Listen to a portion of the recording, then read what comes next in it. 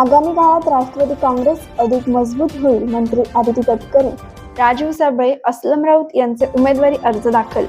आगामी काळात होणाऱ्या जिल्हा परिषद निवडणुकीत राष्ट्रवादी काँग्रेस पक्ष अधिक सक्षम आणि मजबूत होईल. विविध पक्षातील नेते, पदाधिकारी व कार्यकर्ते मोठ्या संख्येने राष्ट्रवादी काँग्रेसमध्ये प्रवेश करतील.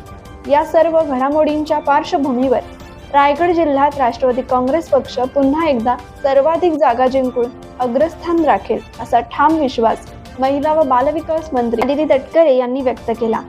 माणगाव येथे राष्ट्रवादी काँग्रेसचे उमेदवार ॲडव्होकेट राजीव साबळे आणि अस्लम राऊत यांनी आपले उमेदवारी अर्ज दाखल केले. त्यावेळी आयोजित जाहीर सभेत त्या बोलत होत्या.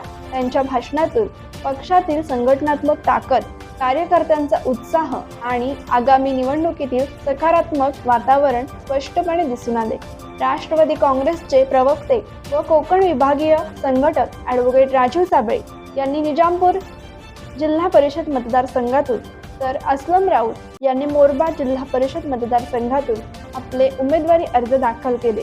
पंचायत समिती मतदारसंघात अलका कोकाणे, संजोग खानकर, गणेश पवार यांनी आपले उमेदवारी अर्ज दाखल केले. यावेळी मोठ्या संख्येने पदाधिकारी, कार्यकर्ते आणि समर्थक उपस्थित होते. उमेदवारी अर्ज दाखल करण्यापूर्वी राष्ट्रवादी काँग्रेसच्या वतीने माणगाव शहरात भव्य प्रचार रॅलीचे आयोजन करण्यात आले होते. हॉटेल आनंद भवन येथून तहसील कार्यालयापर्यंत काढण्यात आलेल्या या रॅलीत मोठ्या प्रमाणात शक्ती प्रदर्शन करण्यात आले.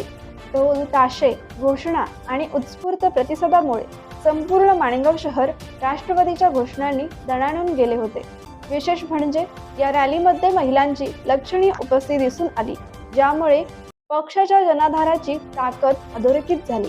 दरम्यान शिवसेनेतर्फे रमेश मोरे यांनी मोरबा तर अविनाश नलावडे यांनी निजामपूर जिल्हा परिषद मतदारसंघातून आपले उमेदवारी अर्ज दाखल केले.